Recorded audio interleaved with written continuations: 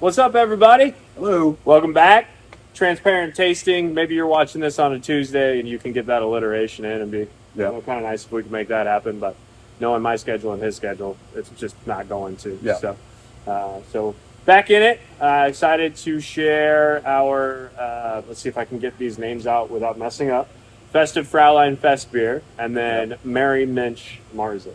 Merry Minch. And let me tell you, coming up with a name for the Marzen was a whole ordeal.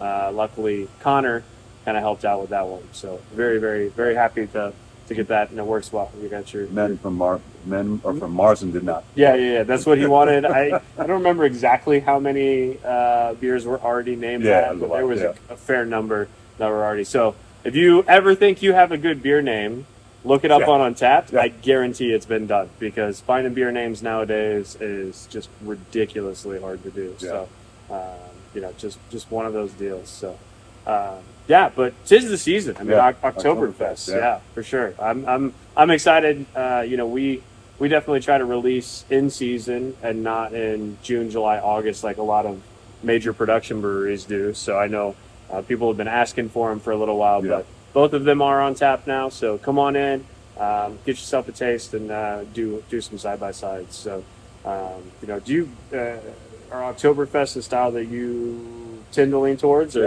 no? Like we talked about earlier, Marzen, which is the brown one, is generally a traditional style. Right. I like to try them, but it's not something I gravitate towards. Yes. Some people wait for the fest beers to come out. That's not really my jam, but they're good. But I think I prefer a fest beer over Marzen. Yeah. Okay. Cool. And I think I'm the opposite. I really like the Marzens. The kind of caramely, the bready, the really the roastier notes are more my palate versus the lighter side of things. So obviously we have two here. We're talking about Oktoberfest, right? And there sometimes there's a lot of confusion around that. So the Marzen is going to be kind of your traditional Oktoberfest that. Which BJCP style guidelines I've got pulled up here. It's a amber multi-European lager, so 6A. If you're looking for the actual style guidelines, again, always reference BJCP. That's Beer Judge Certification Program. They create the Bible for beer styles and what they should be, smell, taste, all of that.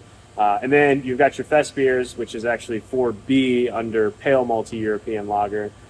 So there's, like I said, there's a lot of confusion around these. The research that I've done has resulted in the knowledge of Fest beers are actually a relatively new style that came out in the 90s.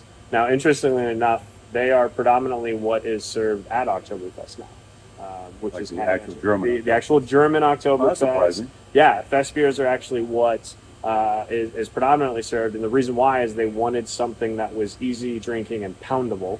So I don't remember exactly what brewery it was, but it was one brewery that created it, and the lead brewer there said he wanted something more poundable, but still with the malty character.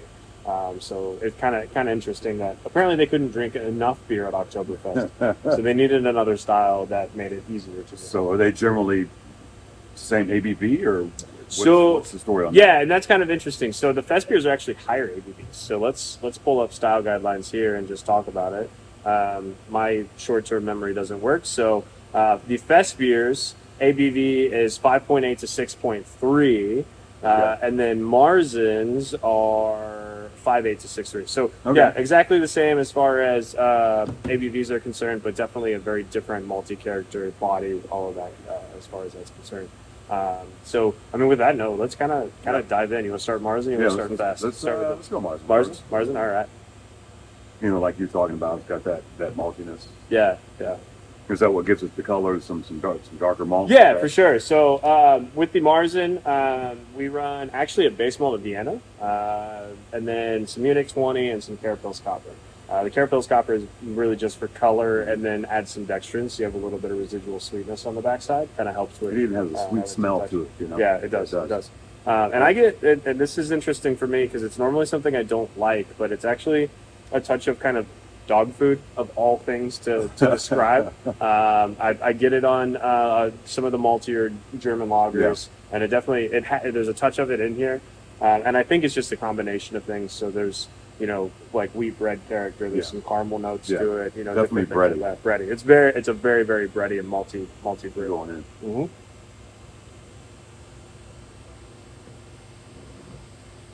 which that dog food character not on the flavor at all. Yeah. I think the flavor is very similar to the aroma though. A Yeah. lot of that breadiness, you know, some good like wheat crust character to Yeah. it, maybe some like pumpernickel kind of bread, and then those undertones of like caramel. You have a nice roastiness to Yeah. it as well too, which is Clean on the palate. yeah, super clean. And Very that's- clean. So we use Oktoberfest lager yeast, so just a traditional Marzen lager yeast, so really dry on the backside. Yeah.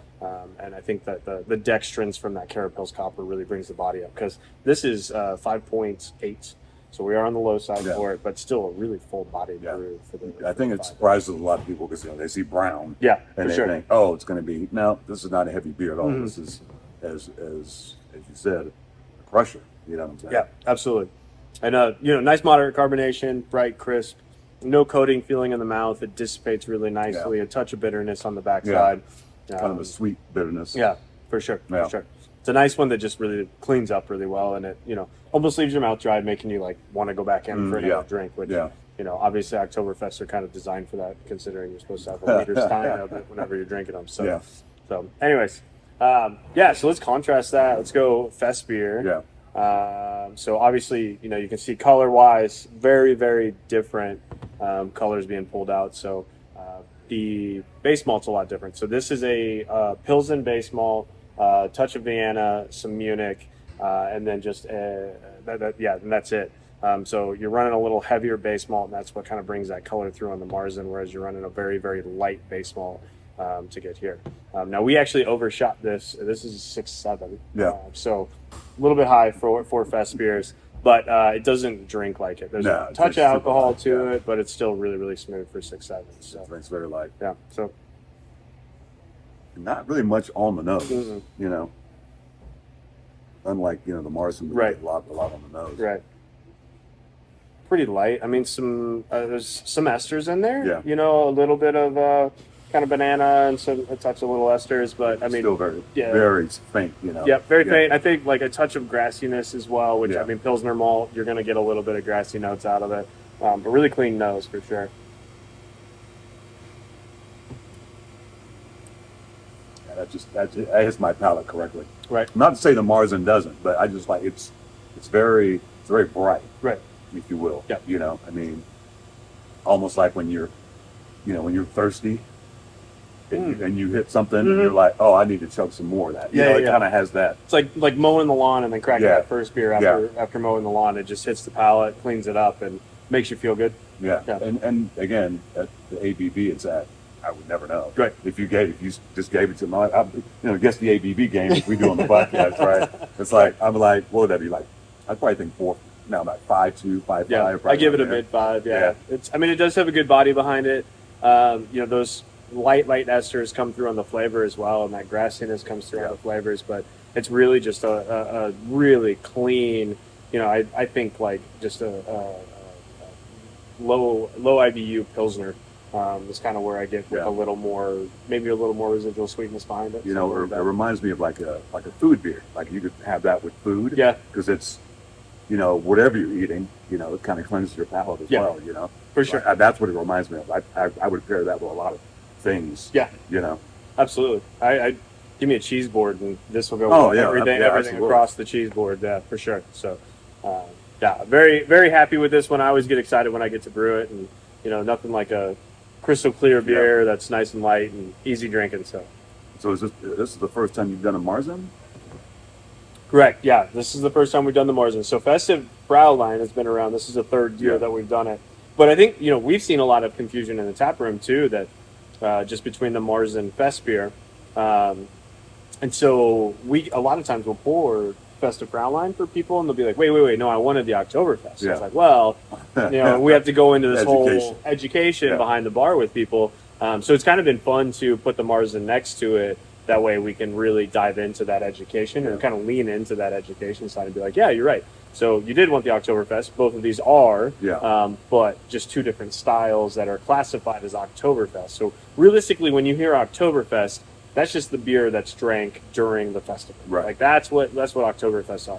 And then there are actual styles. It's kind of like every square Yeah. is a rectangle, but not every rectangle is a square. Right. So that's kind of what works here with this as well too. So We'll go with that. Yeah. That was good. That's good analogy. you say it enough behind the bar, you start to kind of Yeah. figure these things out and how to relate them and everything as well. So But ultimately, both of them are super drinkable. Yeah. Very, Very very popular. Yeah. I mean, it's interesting since we have both that people are coming in and want to try both. right. Yeah. you Yeah. know? Especially when you explain to them Festbier is Mhm. an Oktoberfest. Mhm. So, but no, they're both tasty. So you don't get some. Yeah, absolutely. Come on into the tap room. Try them both. They'll Yeah. only be on for I'd say a few more weeks. So definitely get in here before they're gone, and we'll you won't see them again until next year around Oktoberfest time and everything. So anyways, you got anything else you need to say? I know. Cool. Well, appreciate you guys joining us. Yep. We'll Come look see us. forward to seeing you in the next episode, or seeing you guys in the tap room sometime soon. So have a good one. Roast. Isn't it Roast. roast? Roast. There you go. Cheers.